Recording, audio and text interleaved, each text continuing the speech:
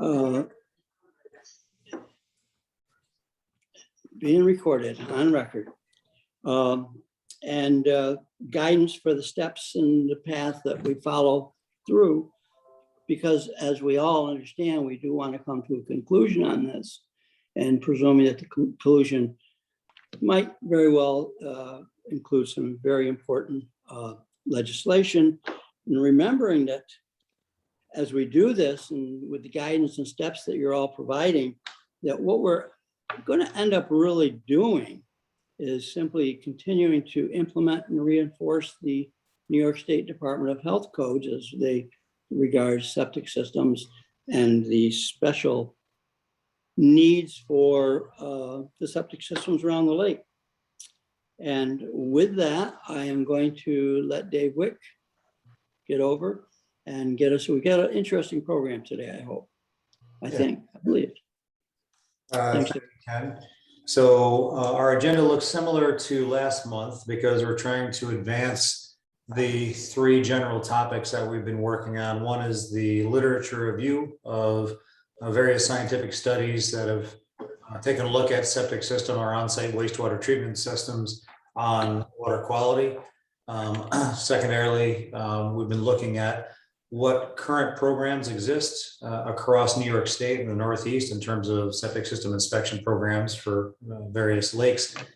And then last, certainly not least, is the conditions around Lake George. What do we know about the soils conditions, depth of bedrock, the general age of the systems? You know, what are we looking at locally in terms of, you know, how do we best identify whether the systems that we have around the lake you know, could be a potential threat to long-term water quality and public health.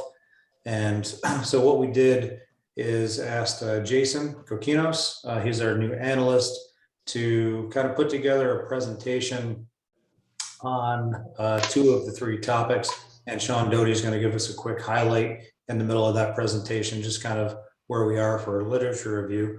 So with that, or I guess following that, later in the agenda, I've had an email from a couple of folks saying, you know, let's maybe better understand the process that we're going down. You know, as our next steps, we're not quite there yet. And we'll talk about that towards the end. So I guess with that, Jason is going to be sharing his screen, kind of going through the presentations. I would like it to be as informal as can be. You guys are a part of this committee for a reason. We'd like your feedback really in real time. So Jason, if you could kind of accommodate that. And if somebody has any questions or comments or thoughts during your presentation, we can kind of go through those. We have a full hour plus to go through this and kind of make some progress. So with that, I'll turn it over to Jason. Okay. Thank you, Dave. Can you see my screen and hear me? Yes. Yes, no, it's okay. Sounds good. Okay. So thank you. I'm going to cover topics A and C on the agenda, and then I'm going to pass off to Sean for B, just like Dave was saying. And the first topic on the agenda was an existing program survey of septic inspection programs in New York State and beyond.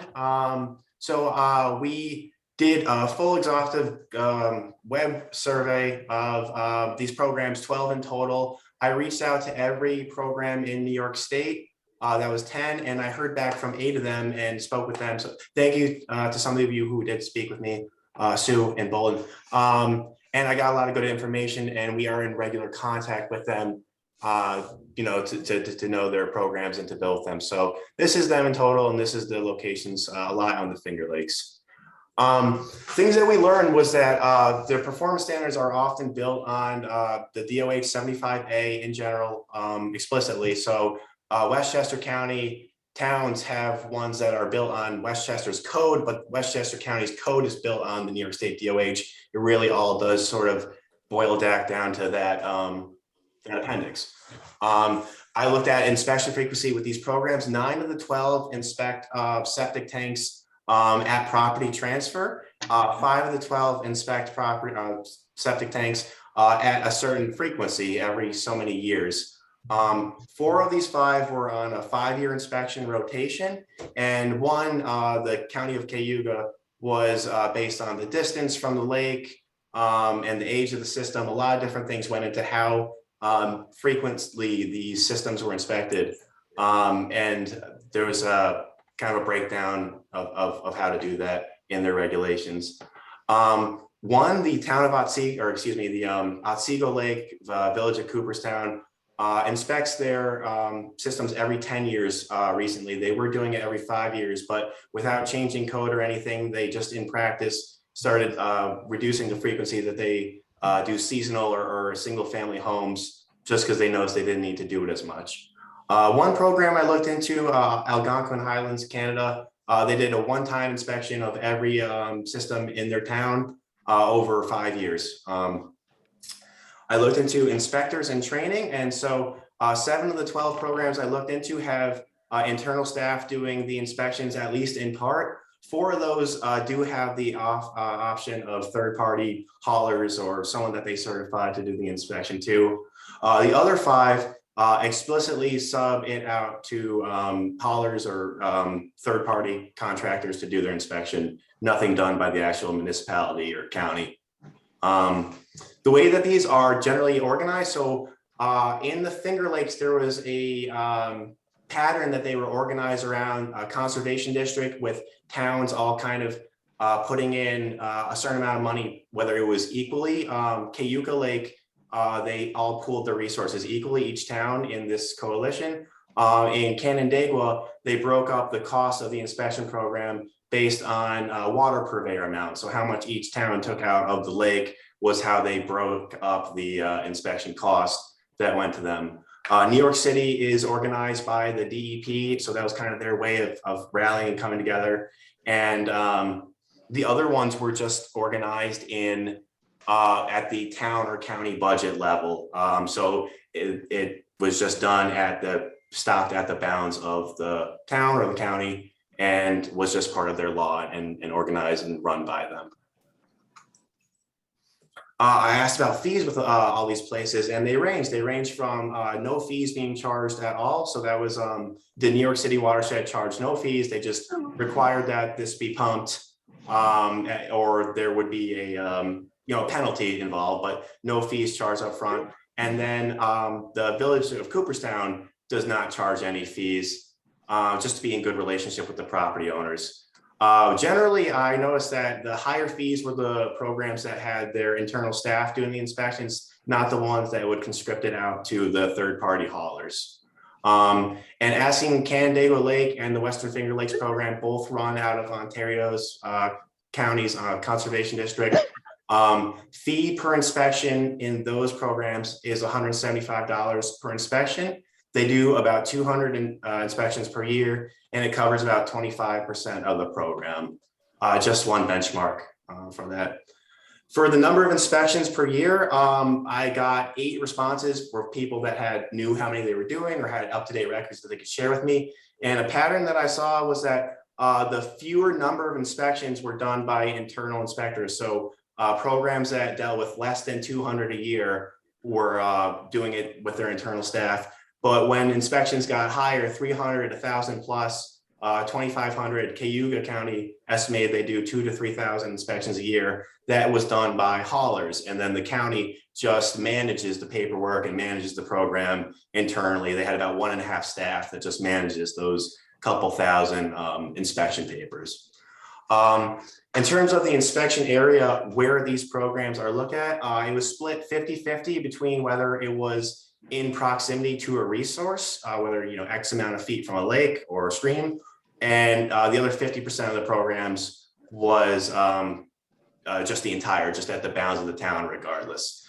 5 of the 6 had zones, and another one just had kind of a different, again, Cayuga County had more of a complicated matrix of how often and how frequently they had to inspect. One thing that came up a lot was talking about commercial versus residential inspections. Like I said, in Otsego Lake, Village of Cooperstown, one guy was very in touch with these septic tanks and the property owners, and he knew that the restaurants need to be inspected more. So he would go by twice a year and just do a preliminary inspection with a flashlight, and he was just in good contact with them.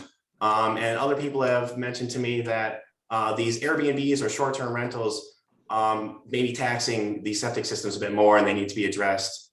in a different way or addressed as we're, making these regulations or potential regulations. So that is a snapshot of the best I could do to summarize these often very different programs from across the state and region and county. And they're all a little bit different, and we have a pretty detailed spreadsheet and research of all of them, and we can follow up further. So if there's any questions on them, I can back up and unpack these. Jason, is our most recent matrix on our website yet? It's not, but we can put that up today. Good. Jason, Sean Doty here. I got one quick question with respect to the programs that had the lowest cost. I think you mentioned those were mostly the ones that had third-party inspections. Were those third-party inspections paid for outside of the, between the property owner and third-party inspector? Yeah, they still get reimbursed for their pumping. Okay, so it was more of a pump out cost, wasn't a specific inspection cost. It was, part of normal pump out, or? Yeah, so the fees were just what would be paid to the town or what would be on top of the pump out. Okay. Yeah. So even today, I visited inspection by Queensberry, and the landowners were talking to me about, they have to pay for the person to come, they have to pay for the camera person, and that's just Queensberry, but same for other programs too. Mm-hmm. Jason, CM Hoffman, Washington County. Our code enforcement people have indicated to me that when they go out to look at a home that's a short-term rental, because of the way they have to be coded, the codes that they have to use goes by the bedroom basis, if you will. So let's say that it's two people to a bedroom, and they have 3 bedrooms in a house. The capacity would be 6. But with some of these Airbnbs advertised, they're talking 12 to 13 people per house. So it's almost like it would take some kind of legislation to put this in a context so that the code enforcement guys going out are not in violation of the code, because the code says if the class of property is put at one level as residential, and that's what they're currently assessed at, if you will, because they don't fall into the hotel category or the motel category or those types of things. That's a significant amount of sewage that's going in above and beyond. And, you only have to have a few clusters of houses there to really create a problem. And I think it's something that maybe legislatively we got to take a look at as to how would we do that on a state level, so that all of us individual communities that have those short-term leases aren't trying to fight the same battle. Yeah, Jason, also, I saw that 1 or 2 individual towns or areas use this heated square footage instead of bedrooms. Mm-hmm. And to try and get around what Sam was mentioning there. So that, if you go by heated, it's basically the square footage that they're actually looking at for developing what size tanks you have. Which we have, that's available GIS wise. That's the area I exist in, and it's going to be a second half of it. But I do know that is available per parcel level of the square foot of the house. So, bedroom is available square foot of that. So if we need to work around that, that just comes to mind to me to think that. Also, anecdotally, I know that people are harder on things that they rent than that they own. It's just natural. So I empathize with that. And these are some old systems. So 15 college kids in an Airbnb would be hard on it. So good point. And this is the time to make changes, I think. So thank you. Does Mr. Hall, does Washington County have a short-term rental registration program as Warren County does? We are working on that as we speak. What we have is a agreement with the Airbnb that if one of the facilities in Washington County makes a rental, we'll get a portion of the possession of the tax that's collected. But we're working now on trying to do similar what the Warren County is doing. We're gonna have some conversation on that. Yeah, my family happens to have my wife's family has a condo in Green Mansions, and that was permitted through the county, and they list a maximum occupancy of 6, and they I think it's both regulated through the town of Warrensburg and through Warren County. And if you abide by the regulations, you're not allowed to advertise in Airbnb or VRBO as having any more occupancy than what you're listed for on your permit. So, whether people comply and enforcement's another matter, right? But No, at least I appreciate that because we're in the process now of doing the short-term rentals, and I'm only aware of the issue because I had already discussed it with code enforcement, and then we got copies of at the last board meeting of what they were actually put in for housing, and then we had a professional that does the sewages and those types of things talking about what the real capacity of those tanks were, Mhm. and it was far exceeded was far less than what the 12 to 15 people per facility provide. So, Mhm. yeah, thank you for that. Our program works that way, Sean, in Lake George. Makes sense. And Bolton has a proposed ordinance that we anticipate having on the books fairly soon. And the bottom line is the occupancy is going to be based on your septic. Thank you. Okay, Jason, you want to continue through your presentation? That is it for this part. I would then pass it on to Sean for this unless there's no other questions on the summary. Well, sounds like there isn't, so I'll jump in. The literature review matrix we sent out last month had 8 separate white papers that were reviewed by our office and broken down for easy consumption by the committee. We added an additional study over this last month. You might recall we put out a call on this meeting last month if any folks had certain white papers they wanted us to review to send them in.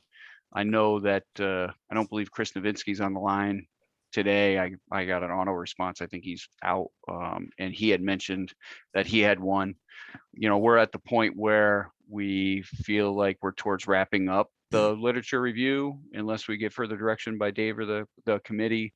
And one of the things that I know Dave wants us to do is have a more expanded version of the abstract to share with the committee, which we're going to finalize for the October meeting. So the matrix is available. I think it provides some good snippets of information, sort of boiling it down, and we'll provide an expanded version of it that's also readily available for next month's meeting. Any questions for Sean? All right, thanks, Sean. So Jason, you want to continue on?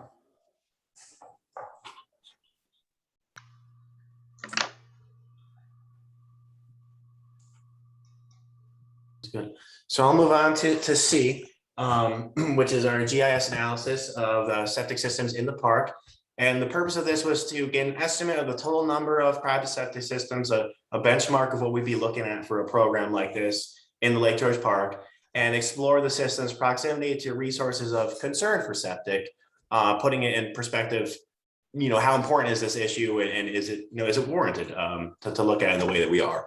And so my analysis pulled together all just publicly available data. So we have publicly available cadastral parcels data, which Warren County assembles for us for the Lake George Park.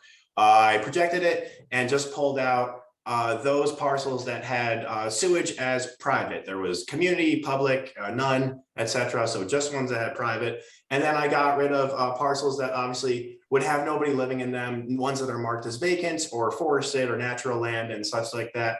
And I really just clipped it at those codes. So as backup, each code is like a property code. It classifies the property as such, commercial, residential. I just clipped it at kind of coarse cuts. I didn't get too into clipping and things like that, but just those are the ones I pulled out. I did town boundaries just so I could see which properties are in the towns. And then I broke it up by natural resources of concern. We had the lake shore, which was from the natural hydrography data set, and a 500-foot buffer around it. DEC streams and a 100-foot buffer around them. APA wetlands, smaller water bodies from the national hydrography data set, and USDA NRCS soils And these, you can light up the soil's characteristics. And we pulled out ones that are, would be of concern to septic. So steep slopes, very poorly drained soils, low hydraulic conductivity. Think of that as slow moving water through soil. Think of clays, thing that wouldn't, conduct the water or the effluent quickly. Shallow water table and a shallow depth to bedrock or a restrictive layer. Each of these has precedent for being concerned to septic. Some of those were in Sean's literature.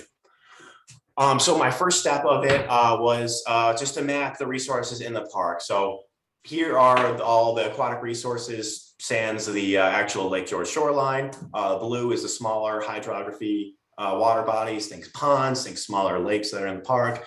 Wetlands, the APA wetlands are in green. For soils, this is where the low hydraulic conductivity was mapped in the park. Again, think of this as soils that cannot conduct the effluent well, kind of would be stationary. And in each of these slides I'm pulling out just a quote from, I would think, a reputable source of why this would be concerning to septic. Lots more literature on it, why, but low hydraulic conductivity, it won't be able to drain from trenches effectively. It could lead to a failure. So just check these out as I'm scrolling through. Steep slopes, this is a compelling picture of the park where everything in red here has a representative slope, average slope greater than 15% as classified by these soil database.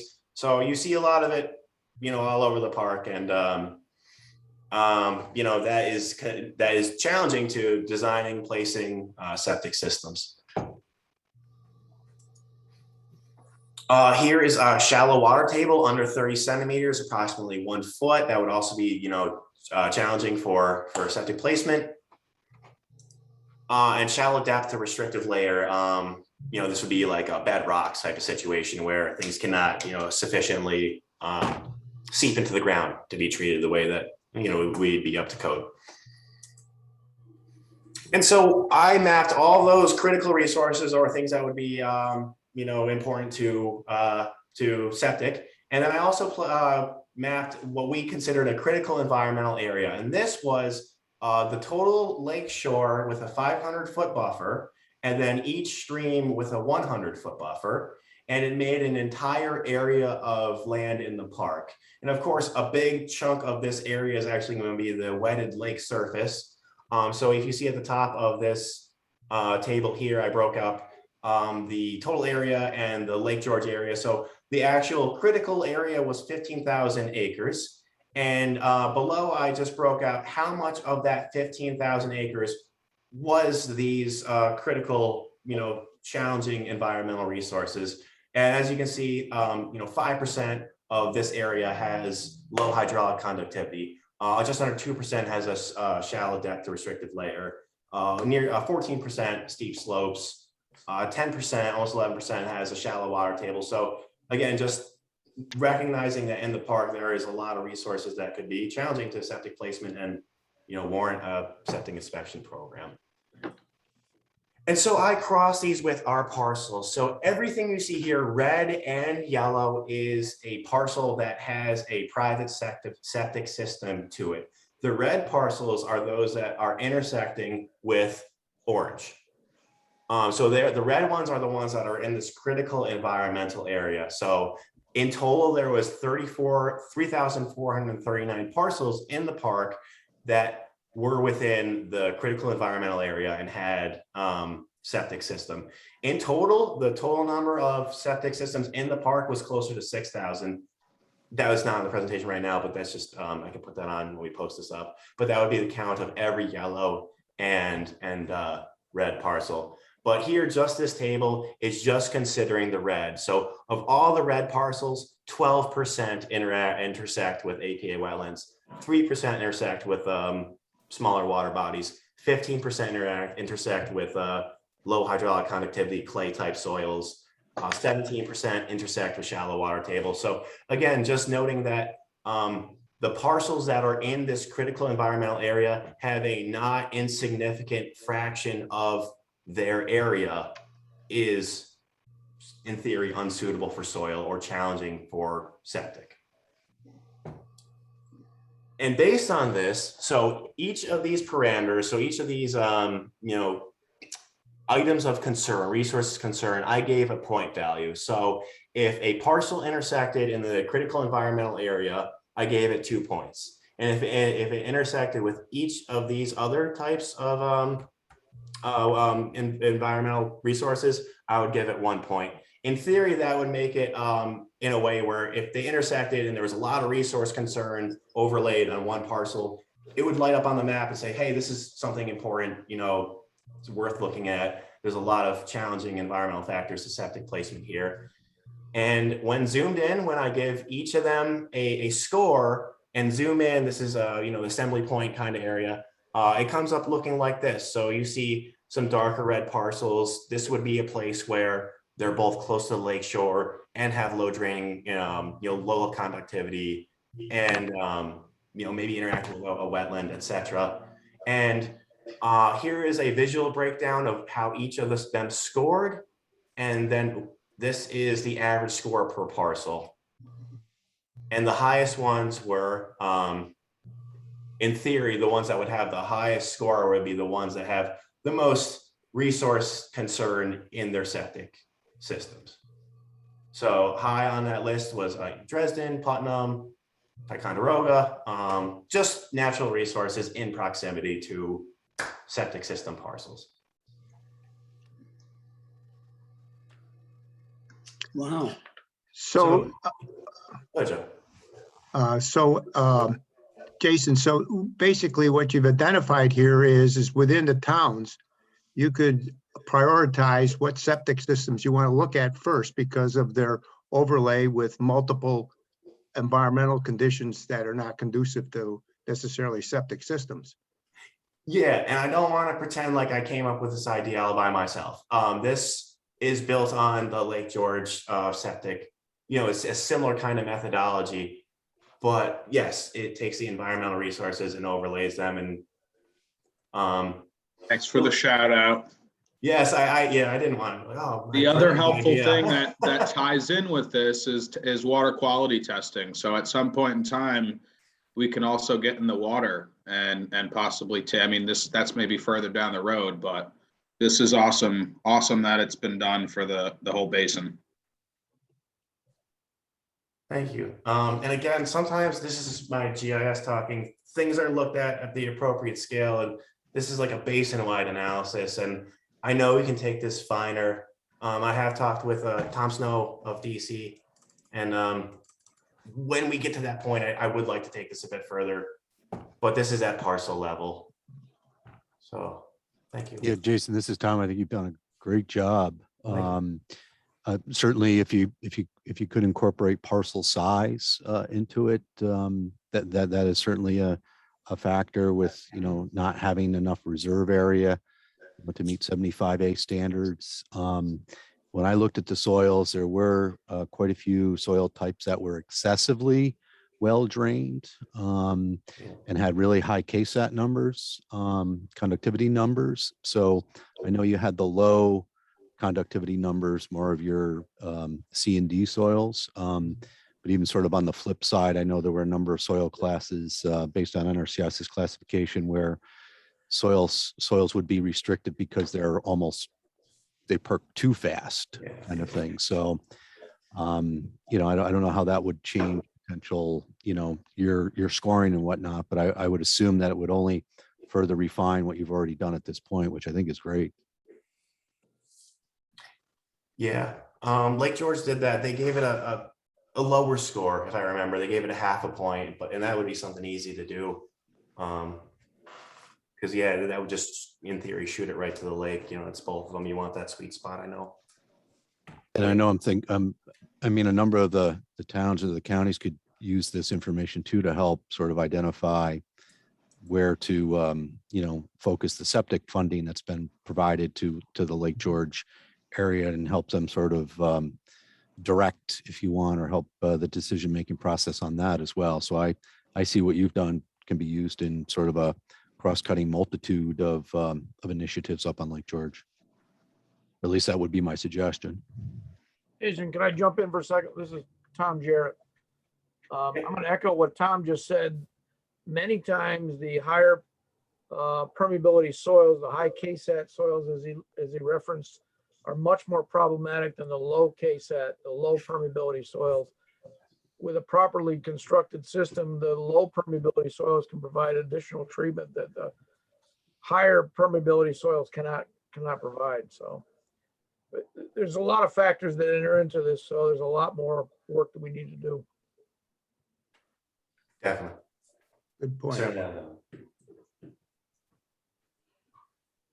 Jason, when you say you're looking to refine it further, I have to assume you're talking at the septic system location level, right? Yes, so that is a head scratcher for me. Also, we have an impervious data layer, which is pretty cool to look at, and it shows like the driveways and where the actual house is going to be. And if we use that data, we can kind of assume it's going to be within the house. And I don't know how, I got to think a little more GIS wise about like how appropriate it would be to use, because sometimes it's not too super accurate. And are we going to accidentally light up like someone's shed and like assume that their shed has a septic system? It's something that I want to, I don't know. I'm at parcel right now, and that's where I want to take it. That's a really neat layer that we have from the Lake Champlain Basin program that shows impervious layers, and I think that would be a good spot to take. And there's also layers that have like centroids of the parcel, so we might make some assumptions about where in these parcels they could be, or again, size of parcels. Some might not be in, so that's getting like more refined in terms of the brain too. Do you know, can you go back to the number that are within 500 feet of the lake and 100 feet of streams? Yes. Because that struck me as a manageable number. You speaking about maybe it was Cayuga County processing 2,500 to 3,000 septic inspections a year, right? That seems like an awful lot, where this looks like it's on the order of 3,500 in total, right? And so that strikes me at least as a manageable number if ultimately the commission is thinking about a 5-year inspection program, and then for priorities, prioritizing which ones to go to first, because it does. I start to think about the collector app too through S3, which now has a new name, but essentially GIS Trimble enabled devices or your phone. And as you make inspections, you actually get the GIS GPS location that you can upload, and then you'll have it, right? As a management entity going forward. So the numbers, are, at least from somebody outside looking in, look somewhat manageable. And it would just take some back of the envelope math to think like if we did every 10 years, it would be like 340 a year. If we did every 5 years, it would be like 6, so yeah, and it was helpful to do this GIS analysis after I had spoken to a bunch of people to know like scale of what would be done. In that vein, also though, doing 340, if we were just to do it internally and staff, let's say yours truly was doing this inspections, I don't want to do 340 inspections a year personally. So that, narrows, it kind of like gives us a range or like kind of a general area to start thinking about what this program would look like. And yeah, no, good point. I agree with that. Yeah, but Jason, if you sorted out, priority items based on and those are the ones that you want to look at first, how many would they be, on a given town? So that might be a possibility. And that's something we can look at is I can just pull out all 7s, and we just send that to the list, all 5s to 6s. Yep. Jason, this is Tom again. Were you able to also to incorporate the information from I think it was the Lake George Atlas that had, I think, a couple data layers with regards to the housing stock age, and include that as well? Obviously, the ones that are were constructed, not too long ago, obviously, or to the extent possible, are going to be 75A compliant. But if you have that housing stock data layer, I think showed back, back in the 70s and 60s and whatnot. And it's probably, you could probably guess that those systems were designed to whatever standards were in place at that particular time. So I don't know if that was something that would be easily, incorporable or could be incorporated into something like that, but certainly to the extent that that information was provided in the atlas, whether or not that's a readily available GIS data layer, I just wasn't sure. I don't have that one. I think I could add it quickly. And there's also the date that these were and constructed. I would have to get that data layer. But we have also been trying to skin that cat kind of a different way by reaching out to counties that actually have surprisingly good resources on septic aids that Joe Thuan's been looking at. And I don't know if this is a good time to pass on to Dave. Yeah, I mean, it's a good segue.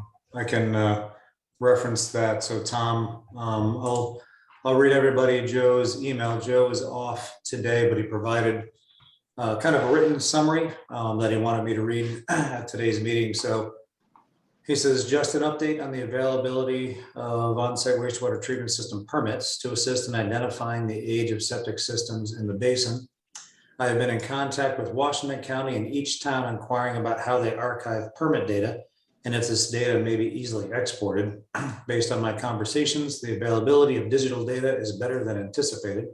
I have requests into each of our partners to receive available data. The status of each is below.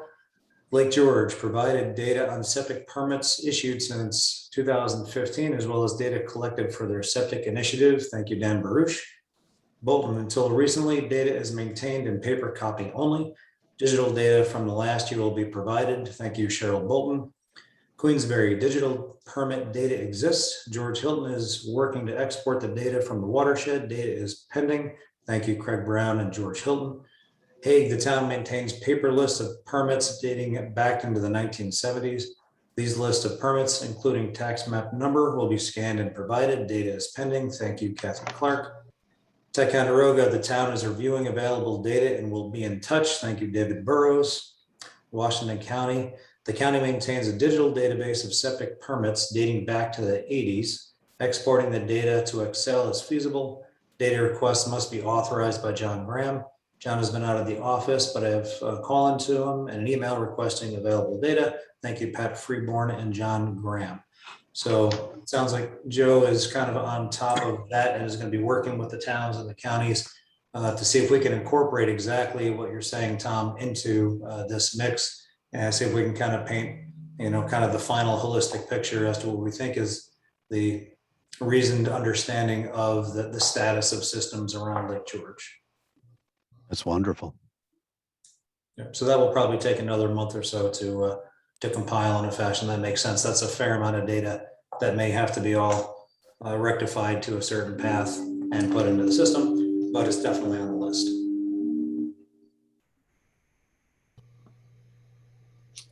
So I guess that kind of would wrap up Jason's presentation and a quick summation of where we are, kind of the three tasks that we've been working on so far. We're always open, as we keep saying, to all ideas as to, what are we missing to get to what ultimately is the question, right? So I've had questions from several of you saying the data that we're getting is important, but we haven't talked much about process for decision making yet. And that is by design. We're not lost in the woods. We think the first step is to get all available data to understand the issue as best we can. And then we have to go through a pretty rigorous protocol to move forward and start to make some decisions. We are not a nonprofit, we're not a town, we're not a county, we're a state agency. And there's no shortage of systems in place to make sure that we are above board, transparent, and following legal process. So we reached out to our council and had a good conversation. Carla is going to be providing an updated synopsis in a couple of weeks saying, okay, now that you guys are to a point where you're going to want to start discussing these decision points, how do we go about that in a reasoned fashion? So Ken, I kind of jumped into the last agenda item, I apologize, but this is kind of the discussion where I think, we want to get to. I know I got a recent email from Tom Jarrett asking about these types of things. So I guess from my perspective and Ken's perspective, we just wanted to open it up to folks to talk about the whole process that we're involved in right now. We can give you our perspective from a state agency perspective. All of you guys have good perspectives from all of your existing backgrounds, but as the commission moves towards decision points, we kind of open it up to you folks to say, where else should we be looking to gather the best available information that can give our 10 Board of Commissioners and DEC and Department of Health that need to sign off on any pending regulations, the comfort level to say, this meets the test in terms of public accountability and legal process. So Ken, I'll throw that back to you. Sorry for jumping in, and we can go from there. Not at all. I'm extremely pleased with arriving at this decision at this time. My own mind, I remember when the commission first started talking seriously about this, and the chairman decided to appoint this committee and also utilize this, the commission committee, and also utilize this ad hoc committee style. I just had a gut feeling, I didn't know much about it. And I had a gut feeling that out of all the septic systems, somewhere there was an ability to discover which ones were which. And I think we arrived at part of that today. Thank you, Lake George, and thank you, Jason. Is there anybody here? It is now the hour 4 to 3. Is there anyone who hasn't spoken who would like to speak to pertinent to the project? And most pertinent, if you have any solid suggestions on our future, we know what our future is, and we just want to get there as quickly as possible. So Justin, you could be in charge of the gate. Sure. Is there anyone, either on the board or a member of the public that wants to say something? Sam, looks like you've got your hand up. Yeah, Justin, I just wanted to thank those members that gave me some ideas and suggestions on the different procedures for the septic system in the short-term rental community. Thank you. Anybody else? Yeah, I just want to compliment Jason and Sean on the thorough presentation that they've done a lot of work compiling a lot of information and making it very digestible for us. So that's been very helpful. Kathy, I saw your hand up. Yes, a couple of things. I'm aware that a realtor at Hewlett's Landing has made some of her clients aware that if you're going to rent again next year, that you have to comply with the occupancy as far as the number of bedrooms are concerned. And as I know that Dan Bruce mentioned something about water quality. He just mentioned the water quality testing, and I'd like to shed some light on our sampling at Hewlett's Landing in the town of Dresden, which had the highest graph on Jason's study, that we sampled from Indian Bay south to Kitchell Bay, and we did some of the important streams that flow into the lake and the culverts. The E. coli readings were very, very high, very disappointingly high. And I think that what we need to do in the future is maybe do some other readings that are more in line of chlorides, which are always found in sewage, and obviously nitrates and phosphorus. But yeah, the readings were not good. That's it. And thank you. Carol, I see your hand up. Oh, you're muted there, Carol. Unmute, Carol, unmute.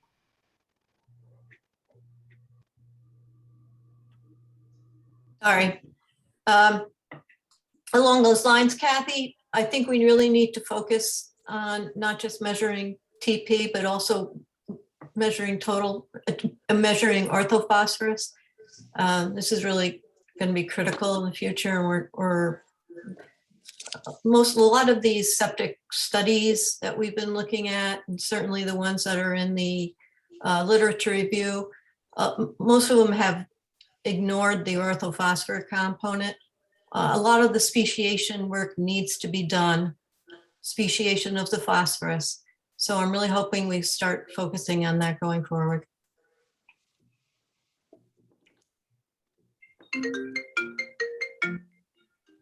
So Ken, if we don't have any more questions, I see we have Claudia Bramer on the line, and I wouldn't mind if I could impose upon her for a couple of minutes to kind of talk a little bit about her committee at the county. She's working on septic system issues over there. Claudia, do you mind a couple of minutes? No, not at all. Thanks, Dave, for the opportunity. We have met a couple of times for our special septic committee. The original proposal, which has been floating around for a while, is to require septic inspections at transfer for any properties within 250 feet of certain water bodies in the county. We've tossed around looking at the entire county, but I think that's just too much for us to tackle right at this particular moment. So obviously one of our water bodies is going to be Lake George. Not exactly sure if you guys do end up passing something with respect to properties within 500 feet. I don't know how that overlap is going to work, but I'm sure we will figure it out at some point. And we were talking about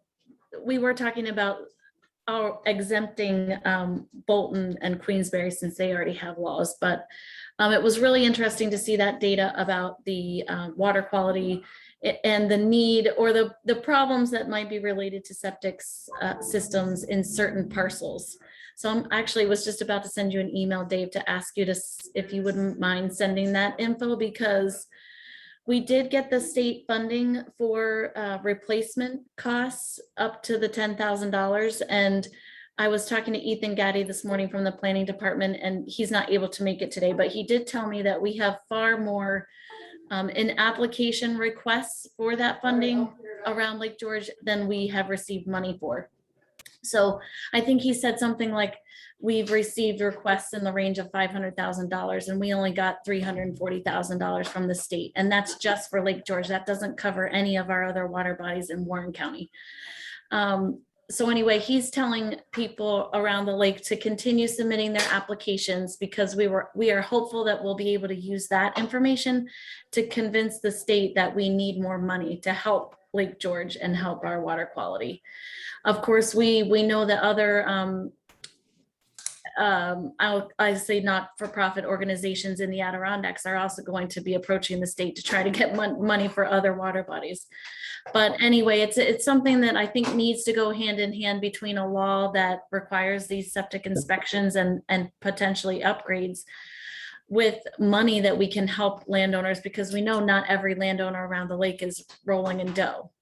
So any questions about the specific law, you can let me know. We've crafted it after Bolton and after Queensbury. So the nuts and bolts are pretty much already laid out. What we are doing is using Bolton's framework of the outside third-party inspectors, because we don't have a lot of staff at the county in the building and codes department to just have staff there going out to do the inspection. So we would be relying on the third-party inspectors under our proposal, which just for time frame, we will have another working committee meeting in a couple of weeks. I think it's being set for September 22nd.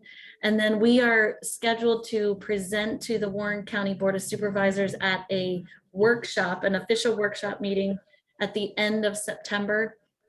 And then the earliest it would even come to the full board is in our October meeting, which if all went really well, we could set a public hearing then for November for our local law. Thanks, Thank you. I Thanks, see Claudia. Tom hand up. Excellent summary of where you stand with the county. Just a question, if you're using third-party inspectors, are you talking about a training program or a certification program? We are talking about it. I know that that is kind of a problem with what's going on in Bolton because of not having enough trained inspectors. And there was a program not too long ago to train some people, but what I'm hearing on the street is that even having gone through that program, it doesn't necessarily mean the inspectors have received all of the training that they should in order to really give a strong report back to the county. So I think, but we don't want to require engineers. Sorry, Tom. No, to have- I don't think you need to, but certainly there needs to be a consistency and a baseline for this work. Right. Let's face it, no method is perfect. We're going to be evolving and learning as we go. Yeah, but it is an area of concern. I think we've got to do a better job as a region providing qualified inspectors. Yeah. If this is the route we're all hopefully going. I think some of the reputable, let me rephrase that, experienced engineers around can provide some mentorship and assist the county with training even, but it certainly doesn't have to be done by an engineer, no. So the state has been doing this for several years, and I'm sure Tom Snow can speak to it in more detail. I received an email from DEC just a couple of days ago about 2 courses coming up. One is an inspector training course. Another is a training class on enhanced treatment units out in Skaneateles. Jason and I, and probably Joe, will be going out to one or both of those. We used to actually host those at Soil and Water. We would bring the on-site training network up and run the 3-day training class at very low cost to attendees because we got some grants to help subsidize that. The way, and we don't want to preconceive any outcome of where we are right now, but knowing that resource is there and has been developed very specifically to address Claudia's point, we would be looking at something most likely like that, where we'd be partnering with the on-site training network to have these, whatever it might be, 3-4 day training for folks that do have some experience in the field to get that level playing field for folks across the basin. That's been, again, expressed to me from several members that if we're going to be running a program, and we don't know that we will yet, but if we do, there needs to be consistency provided across the basin. And that's very important. And thankfully, we have the on-site training network that solely exists to do exactly that. So I think we'd be looking at something like that, Claudia, and we'd be more than happy to partner with you or the county to do so. Yeah, Dave, this is Tom. Timing actually looks like it's going to work out well. Absolutely. Great. I'm glad you guys are going to be able to take advantage of it. Thank you for being here today, Claudia. We appreciate the partnership because that's the only way that all the programs are going to work. If we, as Jason's taught us, we have the overlays, just like on the maps. That's right. Hitchhike along with each other. And our target and our goal is identical. And Right. I think it can be a good partnership. Thank you. I'm glad to be here. excellent. Timing is good. Justin, is there anybody else who has their hand up? Not to cut anybody short. Not that I see currently. Anybody wish to speak? This is Tom. I just had one question. This is something that we had to deal with, and maybe this is maybe a little bit further down the road. But when we were deciding to implement a program in the East of Hudson portion of the New York City watershed, one of the things that came up is if we go forward with doing a septic inspection program, which would involve a pump out and all that, having the abilities, the locations to be able to have that, that septage actually get accepted and treated, up in the area in hopefully close proximity in and around the counties. That was one of the things that we had to just make sure of. And so I just sort of bring that up, not that I'm, foreclosing a decision at this point, but certainly just want to make sure at some point if there is a decision to go forward with this, which certainly from my perspective sounds like a really good idea, that we at least have the ability, the capacity with, the wastewater treatment plants up there, most likely the municipally owned ones, can actually have the capacity to receive this additional effluent on a more routine basis. So again, I just want to sort of throw that out there to the group to think about, that is something that we had to deal with down in Westchester, Putnam and Dutchess counties, back, 12, 14 years ago when we did ours. So I just wanted to alert the group of that's something that will have to be looked at as well. That's a super cause. I mean, you get to the finish line and you can't get over it. if you Right. didn't And that's take why that I into just, I consideration. wanted to bring that up. Super. It's a great point, but I don't think it'll be an issue. The Village of Lake George wastewater treatment plant's going through a major upgrade right now, and they have a septic receiving station, and will have additional capacity with really a second septic receiving station at that same plant. And I know Ticonderoga has one as well, Okay. their wastewater treatment plant. I do not There's more than believe, enough capacity, Sean. I believe that there is. I don't think that's going to be, I don't sense that that's an issue. Glens Falls has septic receiving as well. Don't know. I don't believe Bolton does, and I don't know about Hague. Okay. Like I said, I know that was one of the things that we had to, I don't know if the term grapple with is the most appropriate term, but that was something that we did have to consider. And luckily we were able to get beyond that. And like Ken just said, you don't want to get to towards the end Right. of the goal line and not be able to go, Right. score the Makes touchdown, sense. so to speak. Yeah, it's a great point. It's a really good point. Dayton, I see. Out of curiosity, whose task will that be to determine that, the sizing element? To determine whether or not there's septage receiving capacity at the existing plants to take anything from an inspection program. Yeah. Would let Dave or Mr. Parker answer that question. We'd I work with think- local haulers to find out. What's that? I said we'd work with the local wastewater treatment plants and find that out, especially with Lake George coming back online at a much higher capacity. I think we'd be fine. We've had that conversation. I'd be more concerned with the hauler capacity than the disposal capacity. Tom can weigh in on this, but ultimately it'd be DEC that would weigh in on whether the plant can handle the septic. That's true. I just, that is something obviously we would look at. And if certainly we would look at that again. I'm not predisposing any decisions by the commission and whatnot, but just want to make sure we didn't ask that question. We'll put it on our action list. It's as simple as that. And, Thank you. At some point. So in answer to the question, that would be commission staff that will make Yes. sure that the numbers line up, right? At this time, yes. Good. Yeah, thank you. Thank you. Anybody else? Tom, I see your hand up, but. Yeah, I just want to jump back to big picture for a minute and what Dave was introducing. I think overall, the committee's and the park commission's goals would be to optimize enhanced wastewater treatment in the basin. If we could bring everybody into compliance with Appendix 75A, we'd probably have very little health concern within the basin, but we probably would have significant impacts to Lake George still and to water quality. I think Carol's shaking her head. She's going to jump in here in a second. No, you're doing a great job, Tom. Yeah, so far. You're saying what needs to be said. But I think we need to think about better regulations to protect water quality in addition to health. So I think we really need to put that on the table. Yay. Dayton, I see you've had your hand up for a while. Do you want to make a comment? Yeah. Can you hear me? Yes, sir. Okay. My name is Dayton Diedrich. I'm a former MPO with the Park Commission.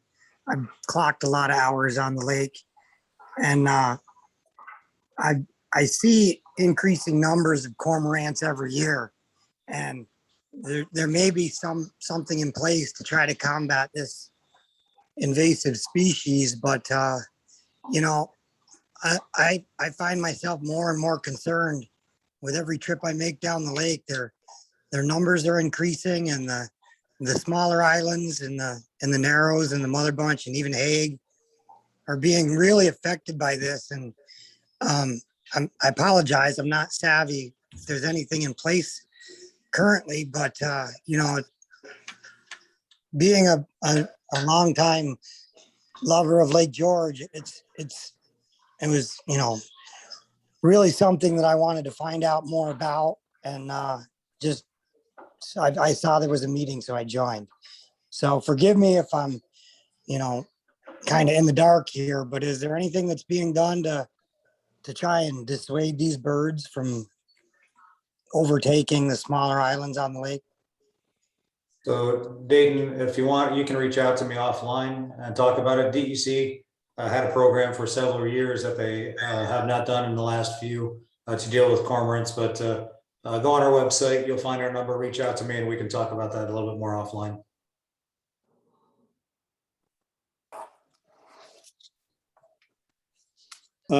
That raises me to an issue that Dave just brought up. And we've talked to the Park Commission very casually, and it's on my list of things not to forget, is the Lake George Islands. Many of our Lake George Islands do have some form of septic capacity, toilet capacity. And while that would be minimal in any case, it's not anything I think that we can just ignore. We at least probably need to do a study that will tell us that there is a problem or isn't a problem on any particular island kind of thing. So that's another item on our to-do list that we'll get to sometime in the close future. I see Rosemary's hand is up. Rosemary? Thanking you, Ken, for bringing that up. As a person who likes to snorkel around islands in the Narrows, I could say they're not all created equal in their effluent. DEC apparently put up some really nice outhouses, and there's others that aren't. And there's a lot of algae around and yuck around some of the islands. And I wouldn't guarantee what causes lots of algae, but that's a problem. I guess you could ask DEC what they have where. So thank you for bringing that up. Well, this is Tom. I'm on from DEC, but I'm not directly related to the outhouses, the pit privies that are on the islands. That's certainly something I could follow up with if that would be helpful. Great. Maybe a problem asked and problem solved as far as the information. And that's why we're here today. That's what we're doing right now, the second. I did see one other hand up, Justin. Is it gone? I have a limited screen on my iPad. Let's see. Would anyone else like to make a comment?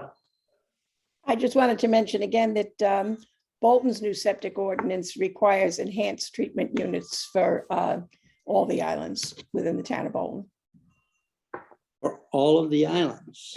Well, for all of the private islands. That the are within residential the islands, town, yes, I understand. within the town of Bolton. So when do you require that? When they Change go, of- I'm sorry, change, yes. Change of title? Yeah. Yes. Okay, I'll move forward. Mr. Parker, I think you said change of title, and I think Ms. Wilson meant change of system. Is that correct? It could be either. Huh? Okay, so what? So if someone is selling the property that's on an island, they have to change it to an ETU system before it could be sold? As part No, of the they would closing? have to have the inspection done, the inspection done. And if they need to put in a different system, it would have to be an enhanced treatment unit. Okay, so essentially when the system needs to be upgraded. Yeah. Okay. Right. Carol, I see your hand up. Hey, Ken, this is where it becomes really important that we look at precisely what Tom Jarrett was talking about. With the ETUs, we're really going to be helping out the health aspects. But given the situation right now with ETUs and the fact that we can reduce the soil absorption field by 30%, we're going to be adding 30% more phosphorus to the lake, potentially.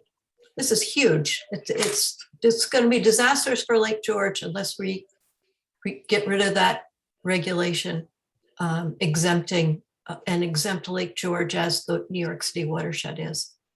So these are things that really should be done immediately, and certainly Bolton should do it at this point. But these are things we have to think all the time about with the impact on the lake for every single thing we do in going forward, not just, regulations, inspection. It's a management program, and I hope we can consider that all the time.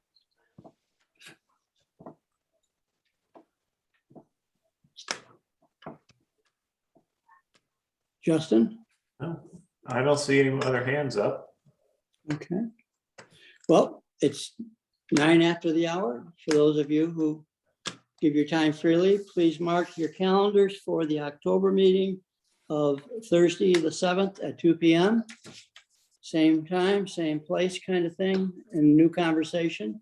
The Lake George Park Commission and anybody on the committee is always welcome to have conversation with whomever, in between, et cetera, et cetera, et cetera. We all know the only rule is no rules. So with that, I bid you all goodbye and thank you, and enjoy the rest of the fall weather. Thank you. Signing off. Thank you.